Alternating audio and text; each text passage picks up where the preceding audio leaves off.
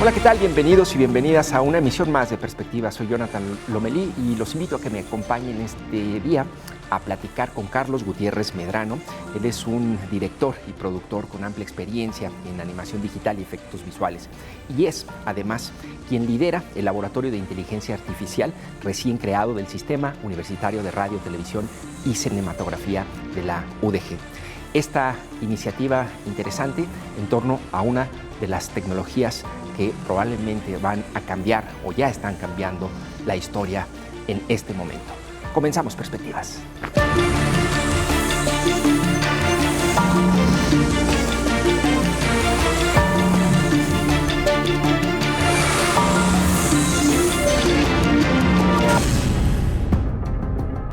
La inteligencia artificial ya no es solo una herramienta del futuro.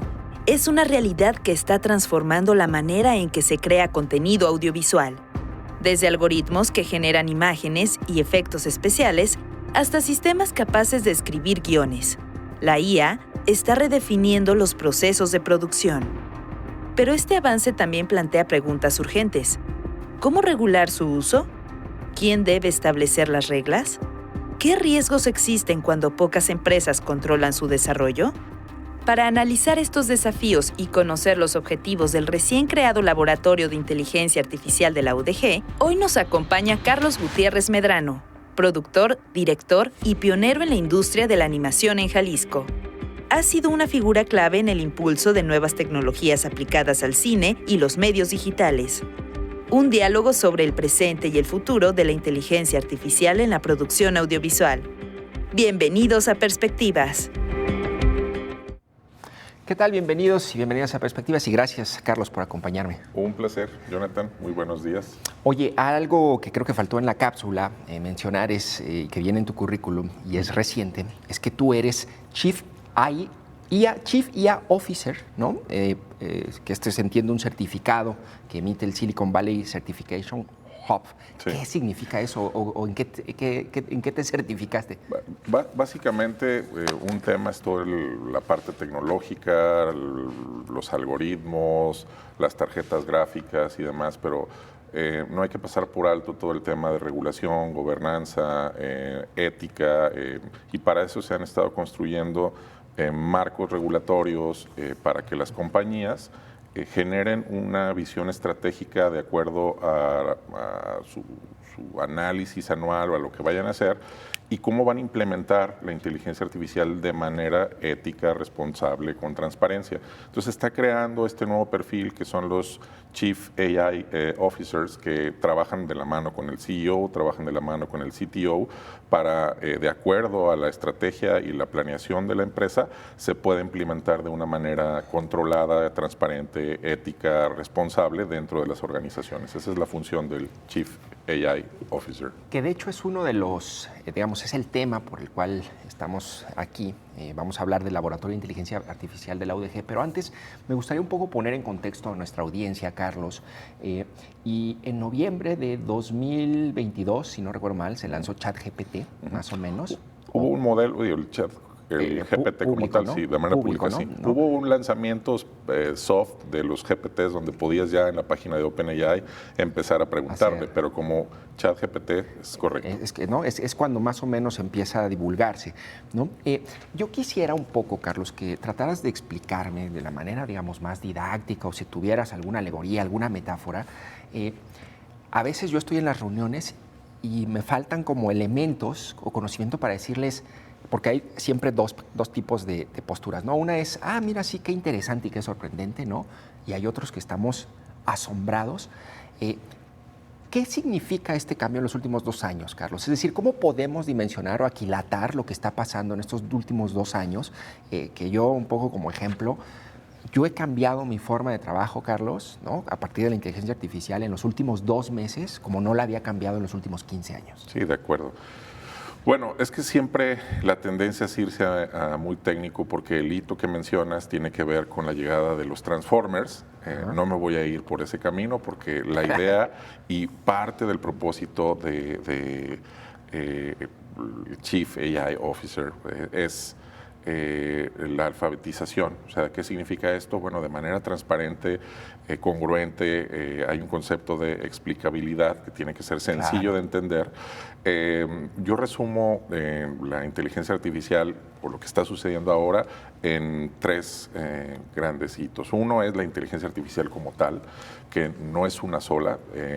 La analogía que puede ser más clara es ver la inteligencia artificial como la energía que le da o la electricidad que le da uso a todas las demás herramientas.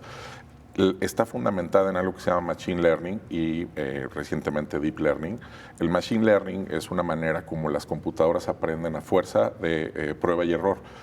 Una analogía muy simple es una niña o un niño aprendiendo a andar en bicicleta. Así es como aprenden a través de refuerzos de prueba y error estas máquinas que ya tienen muchísimos años, ¿no? Claro. Y después el Deep Learning, que es lo que estamos viviendo ahora, es pensar cómo un bebé va relacionando los objetos con su significado, ¿no? Entonces, hoy tienen esa capacidad.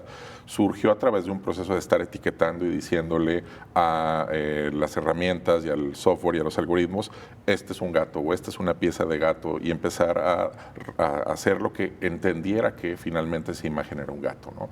Entonces, de manera muy sencilla es cómo aprender a andar en bicicleta, fuerza de prueba y error, y cómo aprender a identificar el significado de las cosas.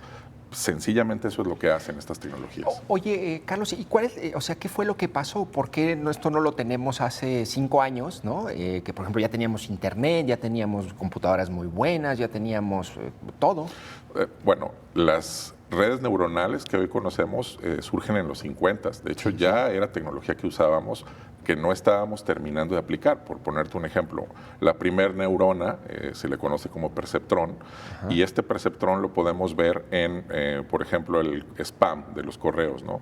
Es una sola neurona de toda una red neuronal. Lo que ha venido surgiendo es que a través de los años hemos implementado de diferentes formas lo que ya existía.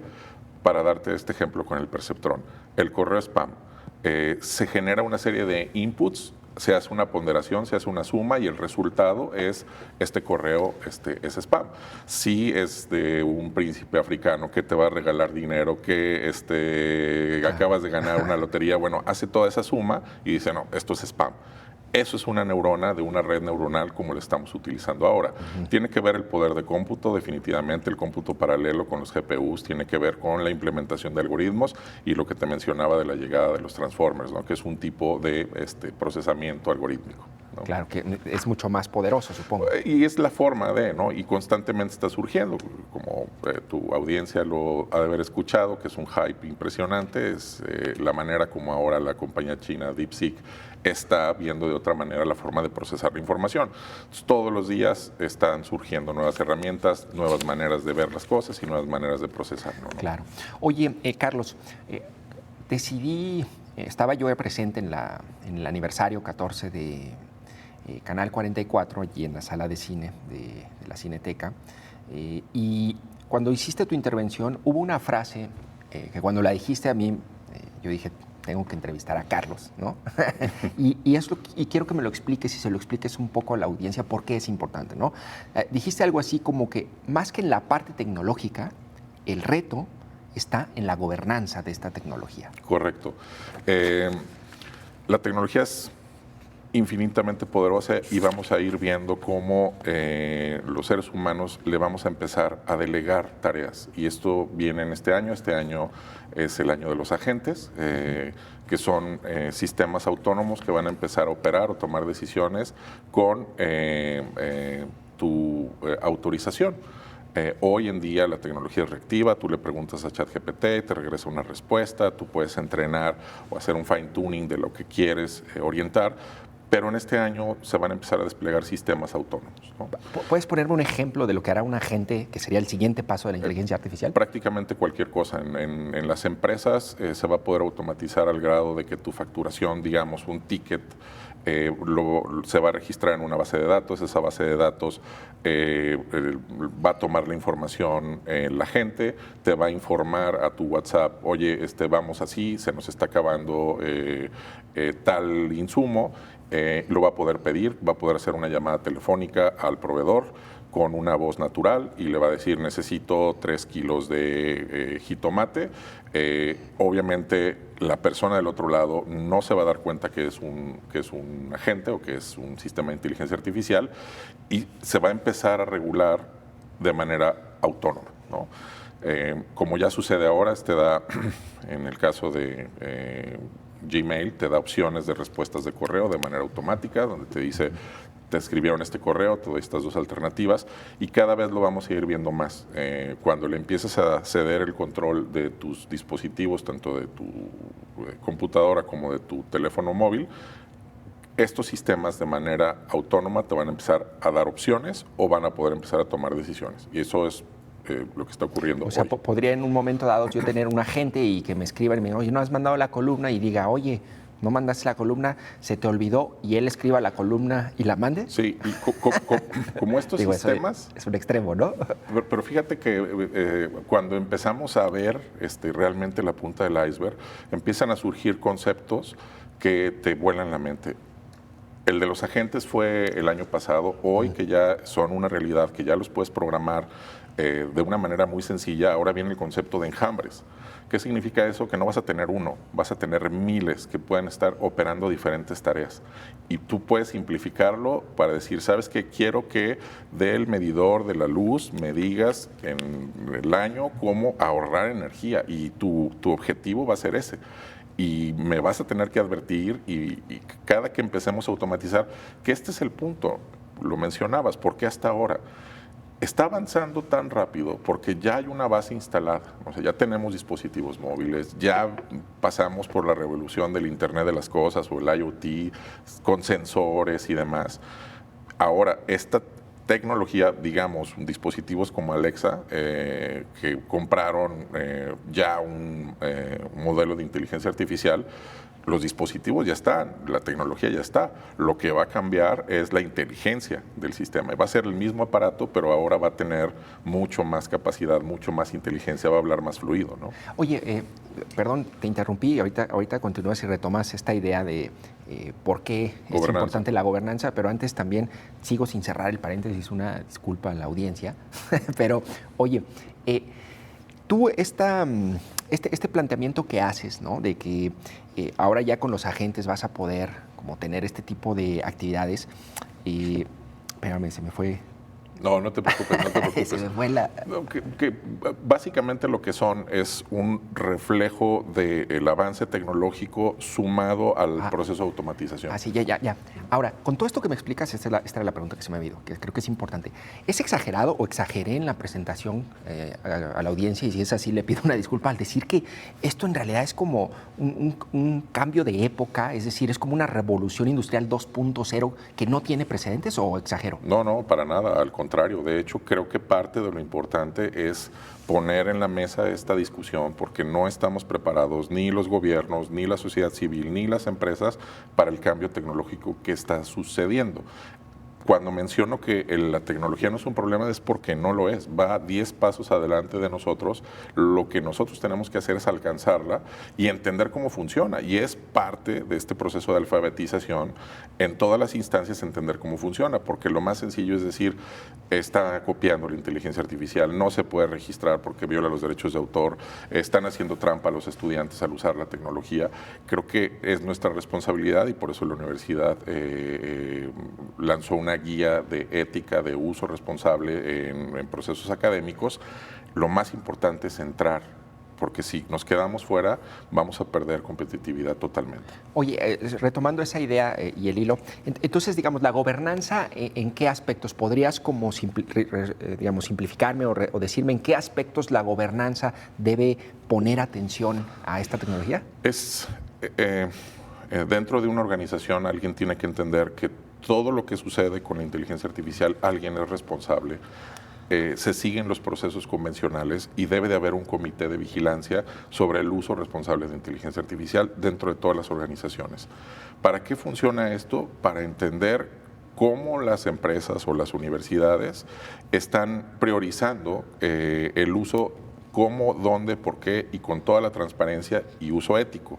Porque sucede que estos modelos que fueron entrenados con una cantidad de información masiva suelen tener sesgos, dado que fueron entrenados con la información que tenemos los seres humanos.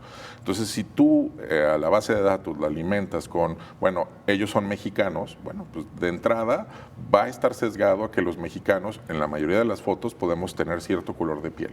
Eso es un sesgo, ¿no? Claro. Y eso puede ser racismo y puede tener implicaciones que a la hora de tú generar un contenido tienes que saber que puede suceder. Entonces, por eso tienes que estar vigilando la herramienta.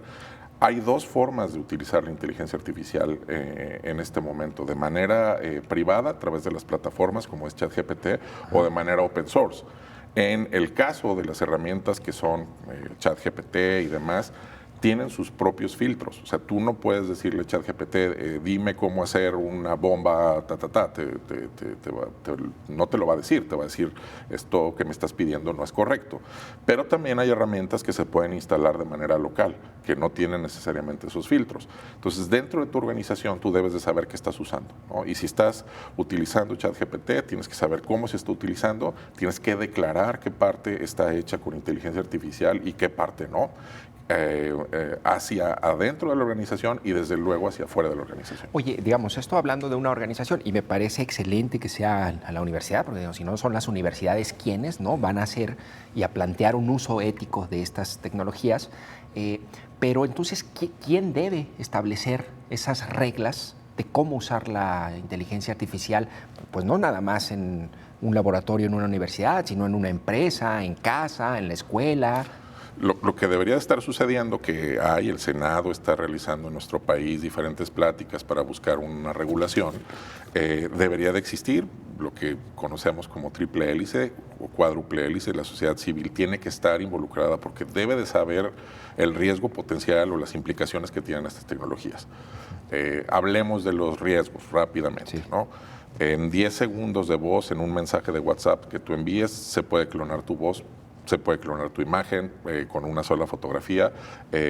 Ya hoy en día puede ser imperceptible que no eres tú, que no es tu voz y que no es tu imagen. Bueno, si no entendemos eso, ¿cómo nos vamos a proteger? Entonces, la gente, de a pie, nosotros tenemos que involucrarnos en los procesos de regulación, porque ocurre dos cosas. Una es el riesgo, pero del otro lado, la sobreregulación nos puede llevar a cosas como ha sucedido en la Unión Europea, de que bloquean simplemente las inteligencias artificiales, por ejemplo, Apple, que demoraron el despliegue de su IA en Europa, porque ellos ya tienen una regulación muy consolidada, fueron los primeros en decir esto se puede y esto no se puede, ¿no? Entonces tiene que ser la sociedad civil, tienen que ser las compañías, tienen que ser el gobierno que entienda que debe de haber una regulación o debe de haber una postura, pero no se tiene que pasar por alto de que esto puede ser un inhibidor de tecnologías que podemos tomar ventaja de forma responsable y perder competitividad. Oye, Carlos, ¿y eres optimista con respecto a una posible regulación de la IA? Pienso un poco en Internet. A ver, si no pudimos con Internet, porque el argumento siempre fue vamos a coartar la libertad de expresión, ¿no? Y el Internet no está regulado y ve el desastre que tenemos con un Musk, con redes sociales, con los discursos de odio, el racismo, una tecnología todavía más compleja y que va todavía a una mayor velocidad. ¿Tú eres optimista? Soy optimista porque poner la discusión en la mesa nos obliga a saber que ahí hay un problema, ¿no? Sí. En el caso, revisando las regulaciones o las propuestas de regulación de la Unión Europea, en el caso ahora de Estados Unidos, de total apertura a las tecnologías y cero regulación, o no regulación, sino no bloquear el desarrollo tecnológico por parte del presidente Trump. Esa discusión es la interesante desde mi punto de vista. ¿Qué fue lo que dijo la Unión Europea? Bueno, pues estas 4 cosas son prohibidas en un rango, en un tamiz de esto es riesgoso y esto es ultra riesgoso. ¿Y qué son? Bueno, pues el uso de datos personales, la regulación de sentimientos en lugares de oficina, que cuando empiezas a ver qué es lo que están prohibiendo, pues no lo tenías en la cabeza. ¿Cómo que regulación de sentimientos en tiempo real de lo que ocurre en una oficina? Bueno, Bueno, eso están haciendo en varias ¿Eso cómo empresas es? ¿Qué chinas. significa? Pues, ¿qué sabes? Es el estado de ánimo de tu organización por el análisis de sentimientos a través de cámaras. O sea, la inteligencia artificial está grabando todo el tiempo y sabe si Jonathan está contento y puede generar una media de satisfacción en tiempo real. Bueno, eso está prohibido en la Unión Europea. Pero bueno, vaya, pones 4, ¿no? Ese es uno. Otro obviamente tiene que ver con el uso de datos personales, la clonación. Se me van los últimos dos, pero si revisas la propuesta de regulación de la Unión Europea, es muy similar cómo se van perfilando las cosas que están prohibidas y no. Por otro lado, Estados Unidos dice hay total libertad, lo único que vamos a regular es el uso tecnológico. Entonces las tarjetas de video son de nosotros y nosotros les decimos a quién se las damos. Y es el principal insumo para poder usar ¿Qué es más que regulación? Es un criterio económico, claro, ¿no? Lucrativo. Desde luego. Pero bueno, sabemos nosotros que tenemos cierto acceso a la tecnología. Claro. Hay que entender primero la tecnología y hay que ponerlo en marcha. Por eso es la idea del laboratorio. Oye, y digamos, me queda claro que digamos, los ciudadanos aquí, al menos en México, no estamos preparados para esta tecnología. Yo creo que difícilmente alguien lo está, ¿no? Con el avance tan rápido, pero la clase política, la clase gobernante está lista y preparada también para regular y entiende esto. En lo absoluto. O sea, no tendrían por qué tener esa experiencia. Focos rojos y alertas. Bueno, hay mesas de trabajo donde se está invitando a la academia, a las empresas internacionales. Hay reuniones en el Senado para tocar el tema y ver la posible regulación. O sea, hay iniciativas que están surgiendo, ¿no? Pero esta parte de entender que no solamente es una prohibición, porque las prohibiciones se pueden evadir muy fácil. O sea, bueno, prohíbes el uso de esta tecnología en el país. Te voy a poner un ejemplo. Las herramientas para desarrollo de imagen y video más poderosas son chinas. Esa es la realidad. Sí. Nuestra limitante es que te piden, para poder ingresar a estas plataformas, pues, tener un teléfono chino. Entonces, los americanos, latinoamericanos, no podemos usar esas herramientas a menos de que tengas un teléfono chino. Lo podrás conseguir y demás y vas a poder tener acceso, ¿no? Si nosotros prohibimos el uso de la tecnología, alguien más lo va a usar y nos van a rebasar. Entonces, yo creo que no se trata simplemente de una prohibición. Hay cosas que sí se tienen que prohibir. No pueden estar analizando tus emociones y sentimientos y demás. No pueden usar tu voz, no pueden usar tu imagen. Y eso es parte de la confusión y por eso el proceso de alfabetización. Todo eso ya está regulado. Dicen, oye, ¿puedes registrar algo generado con inteligencia artificial? Bueno, si lo pones a nombre de la inteligencia artificial, te cambio la pregunta. ¿Puedes registrar la fórmula de una salsa a nombre de la licuadora? Desde luego que no. Pues no va. Es una herramienta. Entonces tienes que llevar ese proceso. La ventaja que tenemos los que nos dedicamos a la imagen desde hace mucho tiempo es que entendemos cómo se registra un personaje, cómo se registra una imagen, cómo se registra un sonido. Claro. Y sabemos que tiene que haber un autor. Entonces, claro, todo esto es lo que genera sobre todo la confusión de quién está plagiando o no está plagiando. Si sabes cómo funcionan los modelos, si sabes cómo funciona el proceso autoral, va a ser mucho más fácil de entenderlo, ¿no? Claro. Oye, me queda nada más un minuto para irnos al corte, pero ¿la inteligencia artificial hay un dueño? Son dueños de las tecnologías y de las plataformas, que cada vez se va liberar. Hay empresas, por ejemplo, que no lo creerías, pero por ejemplo Meta, Facebook, tiene un modelo que se llama Llama o Llama, como le dicen en inglés, y es open source. Tú lo puedes descargar. O sea, ellos decidieron, oigan, úsenlo. Es una estrategia, obviamente, para que la gente empiece a desarrollar en base a un sistema open source. OpenAI, por el otro lado, era una ONG y ahora pues es una empresa privada, ¿no? Claro. Son dueños de esos modelos que fueron entrenados con cierta tecnología, ¿no? Entonces, si yo entreno un modelo que es parte de lo que vamos a hacer en el laboratorio, el propietario será la Universidad de Guadalajara. La pregunta es un poco estos grandes modelos, ¿no? Si están concentrados en unas pocas manos, ¿no? Y si eso tiene un riesgo, ¿cuál, no? ¿Te parece si vamos a un corte y regresamos para hablar un poco sobre el riesgo de que estas tecnologías estén monopolizadas, por ejemplo, por Mark Zuckerberg, Elon Musk, ¿no? O ¿cómo se llama el de Sam Altman. Sam Altman. vamos a un corte y regresamos con esa pregunta y ya después abordamos el tema concreto del Laboratorio de Inteligencia Artificial. Con mucho gusto. Estamos con Carlos Gutiérrez Medrano, quien lidera el Laboratorio de Inteligencia Artificial de la UDG, recién creado. Vamos a un corte y volvemos.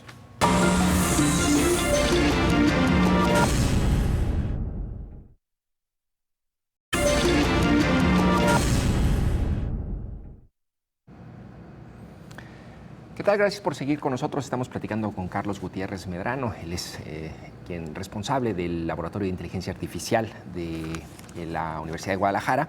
Y nos quedamos en el último bloque con una pregunta que era ¿cuáles son los riesgos de que estas tecnologías se concentren en unas pocas manos? Yo hablaba un poco de, digamos, los fantásticos estos, o los 5 fantásticos que le llaman de Silicon Valley, y que ahora están también como en pugna con China y esta nueva aplicación de DeepSeek. Pero ¿allí qué riesgos ves, Carlos, y por qué debería eso alertarnos? Yo creo que hay que fijarnos en la historia, es la forma más fácil y tenemos la fortuna de que son estas mismas empresas o estos mismos líderes los que han protagonizado historias de monopolio. Bueno, sabemos lo que ha ocurrido con Facebook, sabemos las implicaciones que han tenido para manipular o para cambiar la opinión pública. Claro. Es el mismo riesgo. O sea, si estas empresas controlan la información, porque constantemente la gente está ingresando la información y este sistema aprende de lo que nosotros le pedimos, ¿no? Tiene implicaciones mucho más grandes porque ya no solamente se trata de cambiar la opinión, sino se trata de generar cambios de paradigmas totales con lo que puede llegar a implicar con el desplazamiento de empleos o con la reconceptualización de cómo van a ser los empleos del futuro, ¿no? Si estas compañías van a empezar a sustituir habilidades que normalmente se tenían en los seres humanos, yo lo quiero ver como complementar, pues los que tienen la información y los que tienen las herramientas son los que van a tener el control. Creo que se tiene que distribuir, es un riesgo enorme que estas empresas concentren todos los modelos y bueno, vaya, no son las únicas. Como mencionabas, DeepSeek hizo un gran ruido, pero hay otras empresas que están ahí, Claro. Claude, Perplexity, Oye, para cerrar este capítulo y ya hablar sobre el laboratorio de la UDG, ¿tú qué ves con mayor preocupación y mayor riesgo? Es decir, ya hablamos de los aspectos del uso ético de esta tecnología, los sesgos, la discriminación que puede haber, el monopolio de estas tecnologías. ¿Tú particularmente qué te preocupa más? La desinformación, o sea, que la gente no tenga vaya, si la tecnología ha generado una brecha entre los que no tienen acceso al Internet y los que tienen estos monopolios, ahora con la inteligencia artificial son superpoderes. O sea, una persona que tiene acceso a esta tecnología a través de su smartphone o a través ya del modelo, realmente son superpoderes y se va a generar una discapacidad digital por las personas que no la estén usando, ¿no? Entonces, la desinformación, la falta de acceso, o, por ejemplo, la herramienta como tal, pues tiene un costo, ¿no? Y eso ya es una barrera de entrada. Primero, sí, la desinformación o no saber que existen estas herramientas y qué hacen. Y que, por lo general, pues hay gente que hace mal uso de estas herramientas. Entonces, no estar preparado o estar desinformado, vaya, lo hemos visto de otra manera, ¿no? Simplemente con mensajes SMS, cómo pueden extorsionar a las personas. Ahora imagínate que te hable tu hijo pidiéndote dinero y sea su voz. Eso va a empezar a pasar. O sea, pensar en un sistema de ciberseguridad personal para cada uno de los ciudadanos puede ser complicado. Lo único que nos queda es informar y que existan campañas de alfabetización para que se entienda más bien el uso y las implicaciones de esta tecnología cuando alguien lo use de manera deshonesta, ¿no? Es decir, en realidad lo que va a hacer es ahondar, si no hacemos algo, las brechas de desigualdad en todos los sentidos, ¿no? Totalmente. O sea, de por sí un mundo tan desigual que tenemos con economías tan dispares, ¿no? pues sí me imagino, o sea, este agente robot que me decías, pues yo dudo que la mayoría lleguemos a tenerlo, ¿no? A esos niveles, ¿o No, sí? te lo van a vender. O sea, una de estas empresas va a generar un producto, se va a aliar con alguien que te dé el servicio de Internet y te van a empezar a vender estos agentes. Eso Claro. es lo que... Pero obviamente no tienes el control. Entonces ahora viene el punto de, oye, ¿qué información le voy a dar a este servicio que me están brindando, donde lo tiene una empresa gigantesca a través de un concesionario en nuestro país? ¿Qué datos le vas a proporcionar? Hay veces que nosotros somos quisquillosos de, oye, pues es que los datos personales y demás, y bueno, pues todos los días estamos hablando por WhatsApp, ¿no? Claro. Una empresa de Facebook. Claro. Oye, Carlos, bueno, una vez que ya sentamos un poco las bases o el contexto, ¿no?, de lo que es esta tecnología, sus implicaciones, me parece valioso que la universidad, ¿no?, diga, vamos a hacer un laboratorio de inteligencia artificial. No sé si la cápsula enfatizaba demasiado el tema audiovisual o de generación de contenido, pero mi primera pregunta un poco sería, es decir, ¿cuál es el propósito de este laboratorio y, digamos, cuál es la visión en torno a él? Decía en la ceremonia de aniversario del canal que yo me siento muy afortunado porque creíamos, siempre era algo que constantemente creíamos, que lo último que iba a tocar la inteligencia artificial era nuestro sector, el sector de la creatividad, el sector del audiovisual. Lo veíamos imposible. Hace 5 o 6 años, todavía hablando con secretarios de innovación y con gente de muy alto nivel, era, bueno, pues Carlos, tú tienes la gran fortuna de que pues, la creatividad no la va a tocar esta tecnología. Y bueno, yo me siento afortunado porque fue lo primero que tocó visiblemente, ¿no? La generación de imágenes, la generación de videos, la clonación de voz impactó directamente en el sector y sigue impactando. Eso me obligó a moverme y decir, oye, no solamente es el tema audiovisual, hay que entender cómo funcionan estos sistemas. Estuve en diplomadas de ciencia de datos, me metí en el proceso de certificaciones para entender tecnológicamente cómo podía yo pues no quedarme rezagado, ¿no? Y así empezamos. En el canal, nuestro director, el doctor Gabriel Torres, ha sido impulsor de innovación durante todo el tiempo que yo lo he conocido y muy fácil fue plantearle propuestas para iniciar con pequeños pilotos, ¿no? Y uno de los pilotos fue la creación de Clara. Claro. Hace 2 años. Hace 2 años, sí. Empezamos ya con ella, con un sistema que nos ha ido obligando a entender cómo funciona, ver cuáles eran las limitantes. Ya existe la versión 2.0 de Clara, pero las empresas que generan a veces esta tecnología no estaban preparados porque no es una persona, es un personaje, o sea, que fue generado dentro del canal, ¿no? Sí, claro. Entonces, ¿qué está haciendo el canal? Está cumpliendo con el propósito que te mencionaba. Informar, poner en la discusión, en el centro de la mesa la discusión del uso de estas herramientas y empezar a ver cuáles son las implicaciones. Oye, pues hay que registrar el personaje, de quién es, cómo se generan las imágenes, cómo vamos a lanzar al aire si no tenemos un comité que esté evaluando qué es, cómo está libre de sesgos el contenido que estamos generando. Entonces, este laboratorio comienza como un laboratorio para la creación y edición de contenidos audiovisuales, pero vaya, los sistemas funcionan igual para la generación de imágenes como para la detección de enfermedades como el cáncer. Nada más la herramienta se llama diferente, ¿no? O sea, funcionan muy parecidos, se entrenan igual, pero en lugar de que se llame ChatGPT, se llama AlphaFold, ¿no? Claro. Y creo que eso es lo enriquecedor del laboratorio, que no solamente vamos a ver soluciones o investigación documentada, porque cada una de las cosas que estamos haciendo va a pasar por este proceso y aparte se está documentando cómo se está creando cada una de las piezas que estamos generando, ¿no? Estos mismos metodologías y estos mismos sistemas que parten de modelos de madurez de la industria del software que ya existían, se van a poder exportar o tropicalizar a cualquier cosa que la universidad haga en investigación. Por ejemplo, ¿qué tipo de productos se están imaginando? Series generadas cada vez más con procesos automatizados, personajes, sistemas interactivos o propios agentes, de tal forma que tú puedas estar hablando con Clara en tiempo real y puedas consultarle dudas y puedas hablar con ella por teléfono o te llame por teléfono. O sea, todo lo que está surgiendo con papers que están lanzando de tecnología, se va a usar y se va a experimentar con el propósito principal de investigación, por un lado, pero de generar productos. Entonces vas a ver contenidos, vas a ver actores, vas a ver personajes y sobre todo agentes. ¿Hay algún modelo que tomaron de otra universidad u otra instancia que más o menos esté haciendo lo mismo o que sea como un ideal? No. ¿No?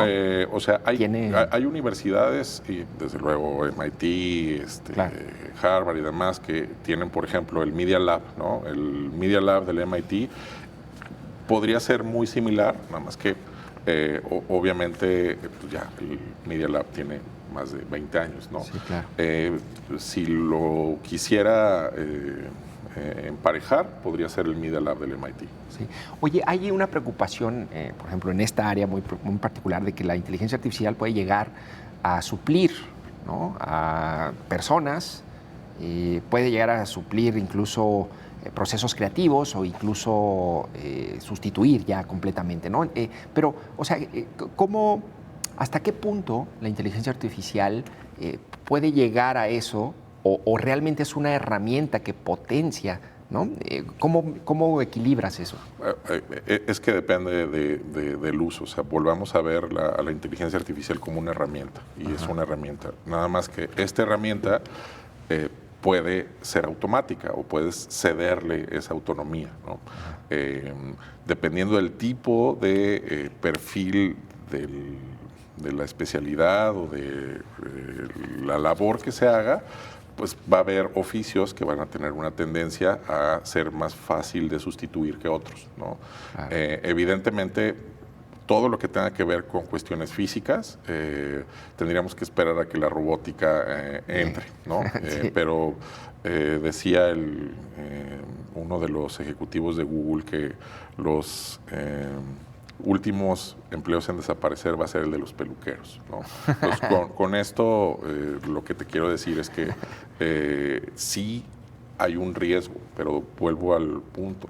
El riesgo no está en esperar a que desaparezcan. El riesgo está en no comenzar hoy a pensar en los nuevos oficios o cómo estas herramientas te van a dar espacio para poder hacer más rápido y más barato.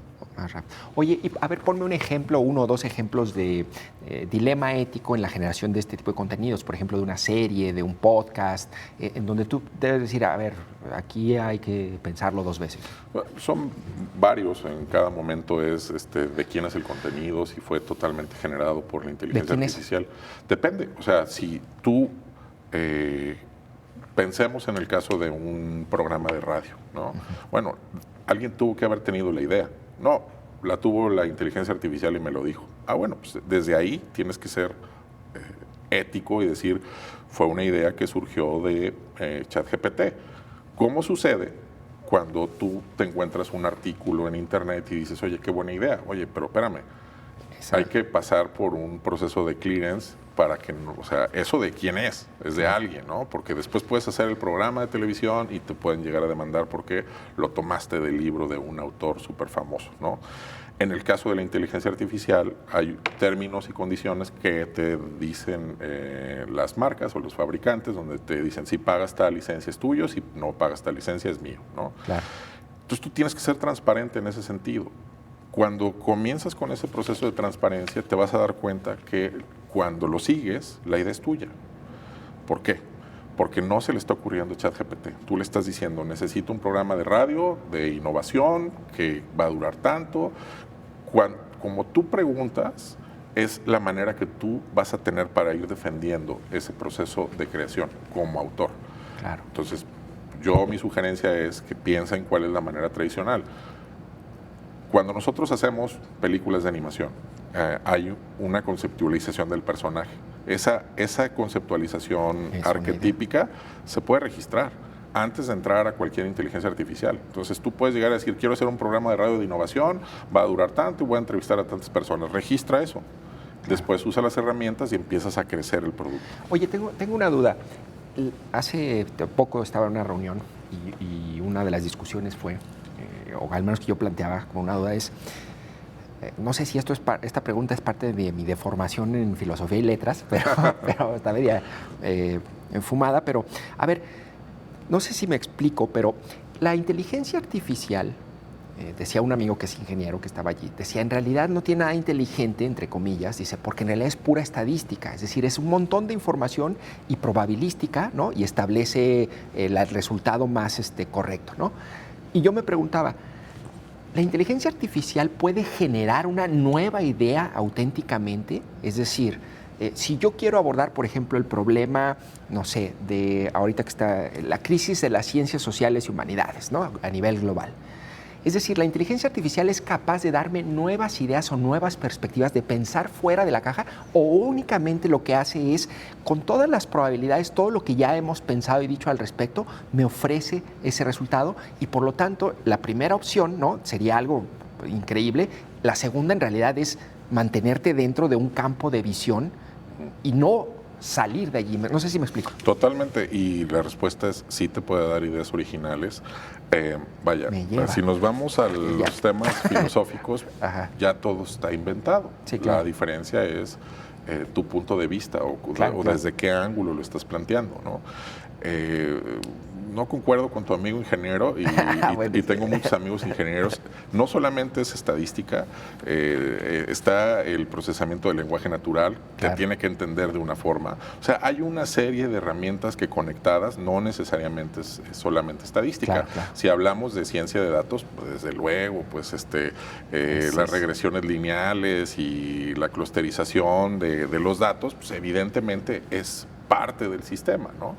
Ahora, ¿qué tan creativo puede ser? Pues depende del grado de reflexión que tenga, que son lo que están generando los nuevos modelos. Estos thinking o pensamiento o reflexiones que ahora están teniendo, que simplemente, como decía al principio del programa, hay algo que se llama machine learning, que es prueba y error, prueba y error, prueba y error. Entonces, si estos sistemas son incansables y están haciendo prueba y error y han estado probados al grado de ganar juegos de ajedrez o el juego Go de los chinos, que fue un hito que AlphaGo ganara, estos procesos reflexivos lo que te van a generar son opciones. Y si tú, por un lado, generas un prompt que le dé un ángulo diferente, vas a obtener un resultado que esté fuera de la caja. O sea, vaya, toda esta información es estadística, lo que no es estadístico es tu punto de vista. Entonces, como tú le preguntes, esto lo va a hacer reflexionar sobre toda esta información que ya tiene contenida en su base de datos, ¿no? Oye, allí a mí me parece un tema o un dilema ético tremendo, ¿no? Porque, a ver, si yo puedo llegar a pedirle una idea original sobre la crisis de las ciencias sociales, ¿no? Y luego le pido que me desdoble otra nueva idea original y al final 3 o 4 ideas, ¿no? Y las acomodo en un texto y lo mando como la columna, ¿no? No sé, a mí eso me da... ¿O es correcto? A ver, vuelvo a lo mismo. ¿Desde qué punto de vista lo vas a ver? O sea, ¿cuál es tu planteamiento? Si aleatoriamente le dices, genérame ideas sobre las ciencias sociales y demás... No es que esté yo pensando hacer trampa, pues, pero... Pero, a ver, es que también es parte del proceso. Sí. Y ahorita hablando de tu amigo ingeniero, hay algo que le llaman ingeniería de prompt, que les cae muy mal a los que son ingenieros este término, porque resulta que ya todos son ingenieros o somos ingenieros. Sí. La forma en la que le preguntas a los sistemas implica que vas a tener una respuesta de cómo le preguntaste. Si tú le dices al sistema, dame 10 opciones aleatorias de ideas de ciencias sociales, es muy diferente a decirle, quiero trabajar sobre un proceso de investigación en Guadalajara con este ángulo. Las tesis de Nausma, ¿no? O sea, exacto. O sea, si tú preguntas con conocimiento de causa, que es lo mismo, o sea, hay que saber qué preguntas, porque también la respuesta de regreso te va a dar de esas 10 ideas. Claro. Si tú no aportaste, puede que esas 10 ideas sean irrelevantes y alguien más te va a decir, oye, pues es que eso no tiene nada de original, no tiene nada de llamativo, porque no tienes el conocimiento, ¿no? ¿Y eso se traslada de alguna manera al campo audiovisual? Totalmente. Por ejemplo. Las imágenes que viste tienen un ojo cinematográfico. O sea, nuestra experiencia es dónde pones la cámara, cuál es el ángulo, cuál es la profundidad de campo, cuál es la colorimetría. Todo lo que viste o lo que estamos generando en imágenes, pues tiene un ojo crítico que es el de 25 años de experiencia de cine. Si me dices, oye, investiga sobre las imágenes para detectar cierto tipo de alopatía y demás, yo no soy la persona. O sea, sería muy deshonesto yo venderme como experto en medicina, ¿no? Claro. Creo que ese es el principal reto ético. Vamos a tener superpoderes. El asunto es que mucha gente no lo sabe usar y no los entiende. Yo no me puedo poner a experimentar con sistemas que busquen algún tipo de crecimiento cancerígeno. El sistema me va a decir, sí, hay una probabilidad, existe a nivel estadístico después de revisar todas estas imágenes, pero yo no soy quien para diagnosticarlo, ¿no? En cambio, si me dices, esto cuenta la historia, comunica, conecta con los espectadores, tiene composición visual, tiene ciertos tipos de encuadre, tiene cierto ritmo, ahí sí te puedo dar mi opinión. Muy bien. Creo que eso más o menos ayuda a comprender mejor el reto que implica este laboratorio, ¿no? Y se nota, o sea, en el momento que tú ves un documento que se lo pediste a ChatGPT o cualquier herramienta te va a dar su punto de vista, pero no va a tener profundidad. O sea, no necesariamente va a tener la profundidad si sigues una serie de pasos y un proceso y una metodología, que al final del día tú lo que estás haciendo es destilar esa respuesta a la hora de ir direccionando tus preguntas. Oye, ¿y el laboratorio, cuántas personas lo integran y cómo está estructurado? Ahorita es un equipo de 4 personas que está estructurado en alguien que está investigando constantemente todas las herramientas. ¿Qué es lo que estamos haciendo? Sale cualquier herramienta o cualquier tendencia, se analiza, se revisa y se hace un ejemplo de uso o un caso de uso de cada... Todo enfocado audiovisual. Todo enfocado audiovisual, pero obviamente empieza la tendencia te voy a poner un ejemplo.